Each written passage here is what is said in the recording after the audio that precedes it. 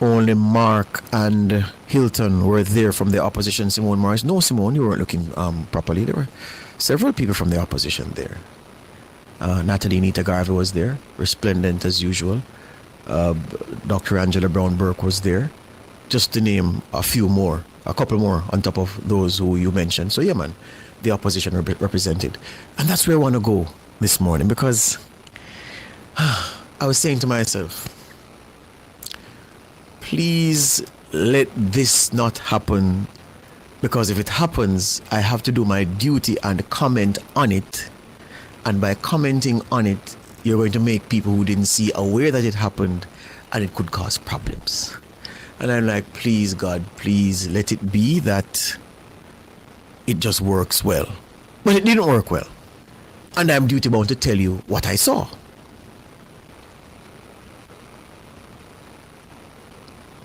The opposition leader, Mark Golding, who, from where I sat on the lawns of King's House, there's a very noisy section behind me.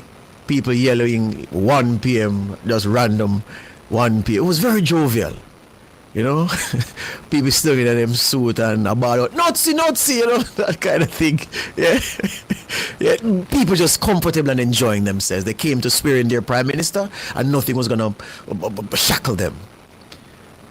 And I can tell you that the place where I sat, I'm not just there just to, you know, sit in my suit and look around. I'm there strategically. I wanted to hear the reactions to the Prime Minister, to the opposition leader especially. And to be fair, that noisy section behind me, over my right shoulder, as I said, very much enthusiastic about the PM and the 1 PM and the chanting and the ribaldry, yeah, coarse humor that came from them. Yeah. There was an attempt at one point to boo Mark, but even that was stifled. So I can tell you that when Golding was announced, there was no, you expect a boo. No, they behaved themselves admirably. But here's the thing with the opposition leader. Why did the opposition leader, unlike everybody else, not rise to his feet when the Prime Minister walked from inside King's House to the platform? And why did the opposition leader not stand when the Prime Minister ended his address in the way that other people did? And you see, you say, Lord George, why you have to bring that up? Because it is out of keeping with tradition. That is why I'm bringing it up. This is my third inauguration. No, my fourth. I was there for Mrs. Simsimiller's inauguration in 2006. I was there for her inauguration in 2012. I was there for the first Holness inauguration in 2011, and I was there. So I've been to 2 for Mrs. Simsimiller, 2 for Andrew Holness. And I can't recall an occasion before yesterday where the opposition leader didn't rise at those 2 moments. And that bothers me. It bothers me because you know how these forums are and these occasions. And you stay true to the occasion, notwithstanding your feelings about people or your feelings about your circumstances. Mark Golding would still be smarting, to use the phrase that one of the commentators on the World Championships coverage on Nationwide earlier kept saying, still smarting. Noah Lyles still smarting from losing the 100 meters. Let's see, Letibogo still smarting from being disqualified from the 100. Golding still smarting from the September 3 election defeat, and that's fine. But what was too much about standing in those 2 moments? And I saw the entrance of the Prime Minister and Mr. Golding remaining seated. And then one of our colleagues said to me this morning, from elsewhere, a veteran, man who's been in the business longer than me. I said, but George, you didn't stand on leaving. And I said, you lie. He said, may I have the video? And I said, send me. And I saw it for myself. And I held my head and I said, Lord, this is not good. What signal is that sending? You couldn't submit yourself to rising and to acknowledge the leader of the party that bested your party in a fair contest. So ceremony couldn't have been allowed to win on Tuesday by the opposition leader. Tradition could not have been allowed to win on Tuesday by the opposition leader. It leaves me even more worried about the path ahead and how that damages the ambition of the leader, the political leader of the country, to bring the country on a certain path to a certain destination. So in that, you see why ambition is one thing, but ambition can be derailed by many environmental factors, especially an environmental factor as strong as an opposition that is just there to make your life hell. No, I maintain oppositions shouldn't be compliant. Yeah, they shouldn't be acquiescent lickspittles. Opposition should be strong and robust. But there comes a time for decorum. There comes a time for hypocrisy. Yes. There comes a time to shake a hand of a man who, too, him. But the occasion demands that you do. There was a horse that came on a sprout called Smile and Leave. Yeah, man, you smile and you leave. That's what the occasion demands. And you try to set an example, a good tone, and then you move on and you retreat to your tabernacle with your group, and then you work out how is it that your group is going to execute the role that has been given to you. Remember, on September 3, the Jamaican people said, Mr. Golding and his party can best help Jamaica at this time as opposition members. That's what the overall result means. They said, Holness and his team, you continue government. Golding and your team, you be the opposition. That's what Jamaica said. It was no mistake. You never send me to the racer shop for buy number 8 or buy number 3. The race run and the results are in. So in the moment of high ceremony, pageantry, pomp, all partisan considerations for the captive few hours are relinquished, set aside, and you just stay true to the occasion, smile and leave. Nothing hard in that. So I'm stressing this point to show you how ambition and the achievement of the targets, meeting of the targets, the achievement of the goals on the road of ambition is not linear. There are obstacles in the way. And we saw what looked like a hell of an obstacle yesterday. The opposition leader sending a strong signal.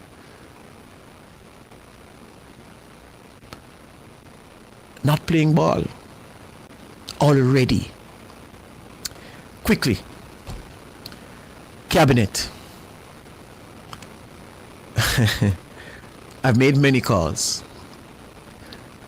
Some people dodge my calls. Some people say that they have meetings this morning. Meetings perhaps started at 10. There were meetings last night. At least 3 gentlemen have said that they remain unchanged. No addition, no subtraction from their portfolios before. At least one portfolio, which was a minister without portfolio, has been made a standalone ministry standalone minister, a minister by designation, not minister without portfolio in the office of the prime minister, blah, blah, blah. Now, that has changed. And I gather one of the few sticking points the prime minister has to navigate is with a certain minister who they want to change up the ministry. And the lady may be having other ideas, so there is a negotiation, spirited, with the prime minister about preserving that particular ministry, is what I have been told. But by 1 o'clock, it'll be public knowledge, the appointments, so we don't have long to wait. There's a woman I saw yesterday. Someone found her and put her up on social media. I just want you to see this video of this woman in the mask and in the 1 p.m. green. Have a look at this, YouTubers. Let's go. Before you, deeply humbled and profoundly grateful to accept the people's mandate to once again serve as your one Prime Minister.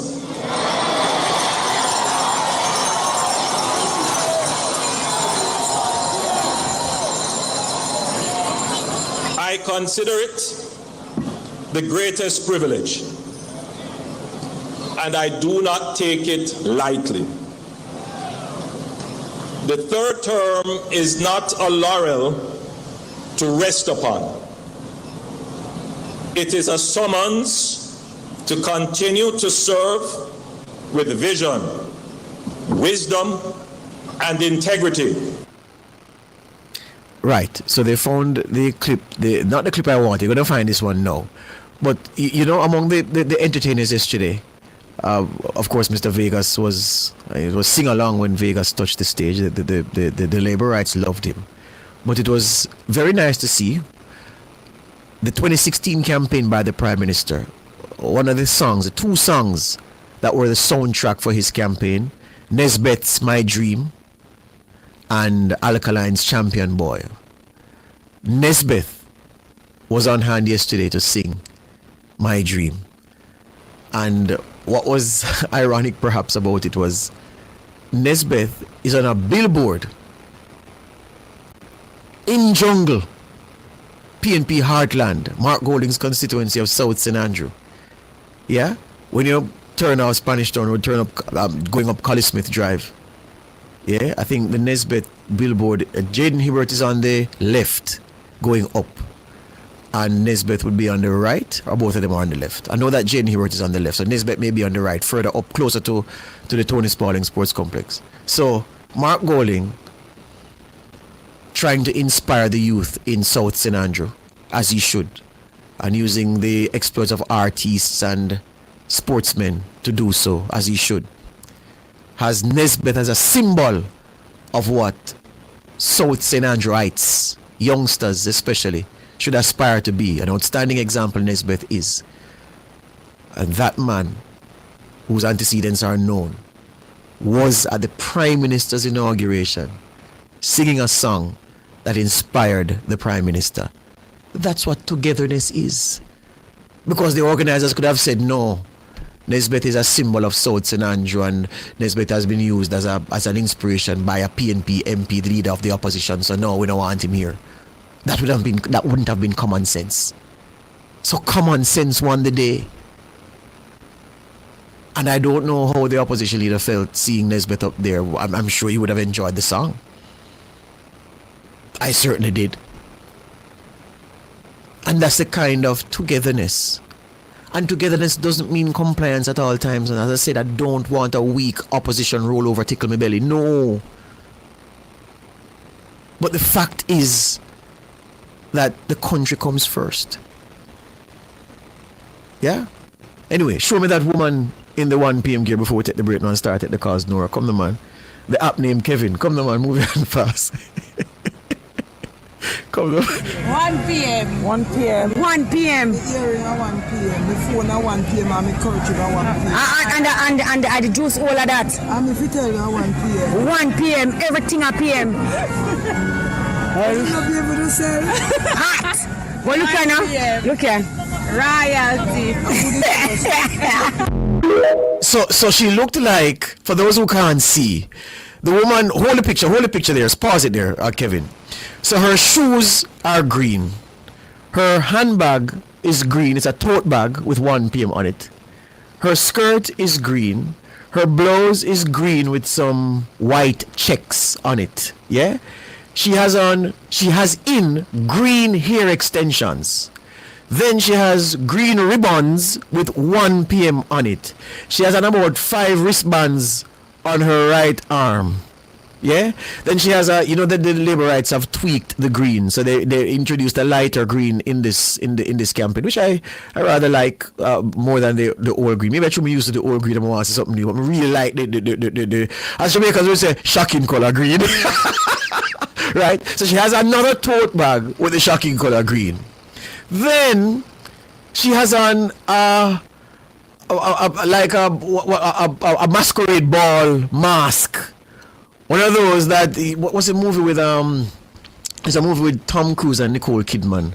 Is it Eyes Wide Shut? Yes, where they had the masquerade ball and you pretend. Yeah. So she has on one of those masks, and I saw her when the thing was over, and I was like, what? Come on, she really look. She's standing out. And somebody picked her up on TikTok and posted it, and I'm sharing it here. Yeah? This is a woman who loves party. Green hair extensions. And the mask. Mama, whoever you are, the outfit slap. Let's take the break and come right back.